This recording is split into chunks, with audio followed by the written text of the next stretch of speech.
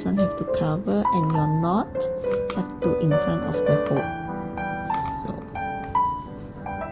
okay, the knot have to be in front of your hole. Then ensure that it is come with a straight line. Firstly, fold half of your ribbon, and then this one do not go over from the bottom. Go cross over from the top and pull in. This is to ensure that the ribbon looks even.